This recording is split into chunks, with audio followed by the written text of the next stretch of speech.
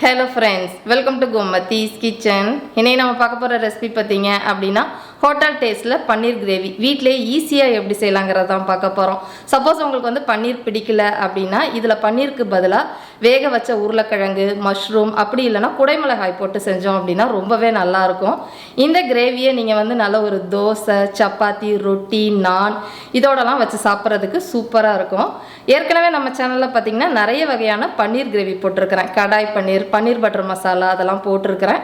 அது இல்லாமல் ரொமாலி ரொட்டி, சப்பாத்தி, பூரி இதெல்லாம் எப்படி செய்யணுங்கிறதும் போட்டிருக்கிறேன். அதோட ரெசிபி எல்லாமே கீழே டிஸ்கிரிப்ஷன் பாக்ஸில் லிங்க் கொடுத்துருக்கிறேன். விருப்பப்பட்டா செக் பண்ணி பார்த்துக்கோங்க. இப்போ வாங்க இந்த பன்னீர் கிரேவி எப்படி செய்யலாங்கிறத பார்க்கலாம். கோமதிஸ் கிச்சனை சப்ஸ்கிரைப் பண்ணாதவங்க சப்ஸ்கிரைப் பட்டனை ப்ரெஸ் பண்ணிக்கோங்க. உடனுக்குடனே அப்டேட் வேணும் அப்படின்னா பக்கத்தில் இருக்க பெல் பட்டனில் ஆல்ங்கிற ஆப்ஷனை மறக்காமல் ப்ரெஸ் பண்ணி வச்சுக்கோங்க. இப்போ இந்த பன்னீர் கிரேவி செய்கிறதுக்கு நல்ல ஒரு அகலமான பேனில் 1.5 டேபிள் ஸ்பூன் அளவுக்கு எண்ணெய் சேர்த்துக்கோங்க. எண்ணெய் இது காயறதுக்கு முன்னாடியே இதில் ஒரு 1/4 டீஸ்பூன் மஞ்சள் தூள், தனி மிளகாய் தூள் 1 டீஸ்பூன் அளவுக்கு சேர்த்துக்கலாம். இப்போ இது எல்லாத்தையுமே நல்லா கலந்து விட்டுருங்க. இப்போ கொஞ்சம் எண்ணெய் காஞ்சதுக்கப்புறமா இதில் பன்னீர் வந்து இந்த மாதிரி கட் பண்ணி சேர்த்துக்க போகிறோம். இந்த மாதிரி கட் பண்ணினது கிட்டத்தட்ட ஒரு 2 கப் அளவுக்கு இருக்கும். இது ஒரு 150 கிராம் அளவுக்கு பன்னீர். அதை வந்து கொஞ்சம் எண்ணெயிலேயே ரொம்ப செவந்துராமல் ஒரு 2-3 நிமிஷம் எல்லா சைடும் கலந்து விட்டு வறுத்து எடுத்துக்கோங்க. இப்போ பார்க்குறப்பே உங்களுக்கு தெரியும்னு நினைக்கிறேன். பன்னீர் வந்து ஓரளவு நல்லா வறுபட்டுருச்சு எண்ணெயில். இந்த சமயத்தை எண்ணெயை நல்லா வடிச்சிட்டு பன்னீரை மட்டும் எடுத்துருங்க. இப்போ இந்த பன்னீர் வறுத்த எண்ணெயிலேயே நம்ம வந்து இப்போ கிரேவி செய்ய ஆரம்பிச்சிடலாம். இதில் தாளிக்கிறதுக்குன்னு பார்த்தீங்கன்னா ஒரு 1/2 டீஸ்பூன் அளவுக்கு சீரகம் சேர்த்துக்கோங்க. இப்போ சீரகம் நல்லா பொரிஞ்சதுக்கப்புறமா இதில் வெங்காயம் சேர்த்துக்கலாம். மீடியம் சைஸில் 2 வெங்காயத்தை எடுத்து பொடியாக நறுக்கினதோட அளவு மெஷரிங் கப்பில் 1 கப் அளவுக்கு இருக்குது. அதை இதில் சேர்த்துட்டு மிதமான தீயிலேயே இந்த வெங்காயம் நல்லா வதங்கி வெந்து வரட்டும். இப்போ வெங்காயம் பார்த்தீங்கன்னா ஓரளவு வெந்துக்கிட்டு இருக்கு. இந்த சமயத்தில் இந்த கிரேவிக்கு கொஞ்சமாக வெண்ணெய் போட்டு செஞ்சோம் அப்படின்னா நல்லாயிருக்கும். நான் இன்றைக்கி வந்து கிட்டத்தட்ட ஒரு 1 டீஸ்பூன் அளவுக்கு வெண்ணெய் சேர்த்துருக்குறேன். உங்களுக்கு எவ்வளோ வேணுமோ அதுக்கேற்ற மாதிரி நீங்கள் சேர்த்து வதக்கிக்கோங்க. இப்போ பார்த்தீங்கன்னா வெங்காயம் நல்லா வதங்கி நிறம் மாறி வந்திருக்கு. இந்த அளவுக்கு வதங்கி வந்ததுக்கப்புறமா இஞ்சி பூண்டு விழுது சேர்த்துக்கலாம். இதில் சேர்க்க போகிற இஞ்சி பூண்டோட விழுதோட அளவுன்னு பார்த்திங்கன்னா மெஷரிங் டீஸ்பூனில் 1 டீஸ்பூன் அளவுக்கு சேர்த்துக்கோங்க. இப்போ இதோட பச்சை வாசனை போகிற அளவுக்கு வதக்கிக்கலாம்.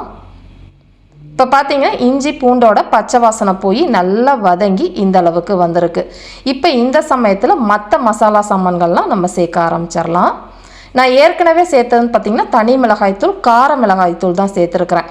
இன்னொரு 1 டீஸ்பூன் அளவுக்கு சேர்த்துருக்குறேன். மொத்தமாக 2 டீஸ்பூன் போட்டோம் அப்படின்னா சரியாக இருக்கும். அடுத்தது வந்து பார்த்திங்கன்னா ஒரு 2 டீஸ்பூன் அளவுக்கு கொத்தமல்லி தூள் தனியாக அரைச்சது சேர்த்துருக்குறேன். இப்போ அடுத்தது இதில் சேர்க்க போகிறதுன்னு பார்த்திங்கன்னா சீரகப்பொடி. நான் சீரகத்தை வெறுஞ்சட்டியில் நல்லா வாசனை அளவுக்கு வறுத்துட்டு அதை பொடிச்சு வச்சுருக்கிறேன்.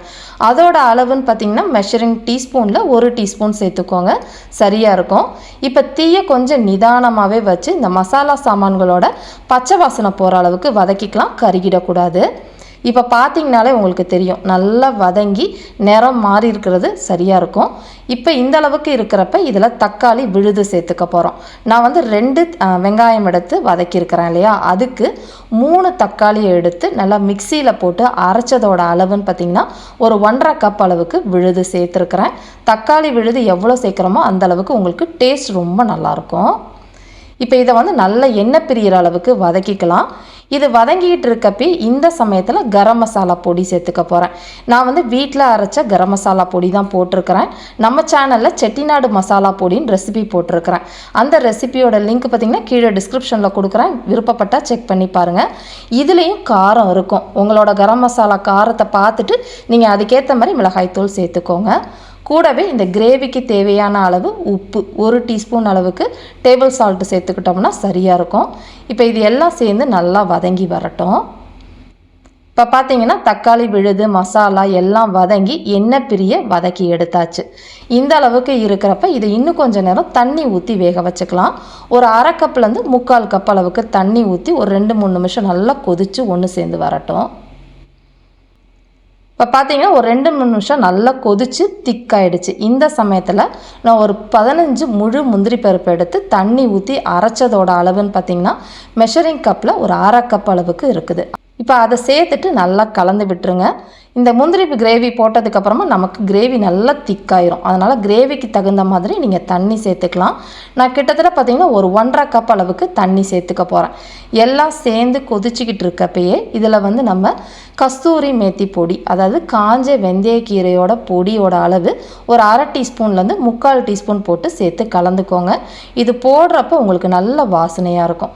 இப்போ இதை கொஞ்ச நேரம் மூடி வச்சு வேக வைக்கலாம். ஏன்னா வந்து முந்திரி பருப்பு போட்டிருக்கிறதுக்கு தலை உங்களுக்கு வெளியில் அடிக்க ஆரம்பிச்சிட்டோம். வெந்ததுக்கப்புறம் காட்டுறேன்.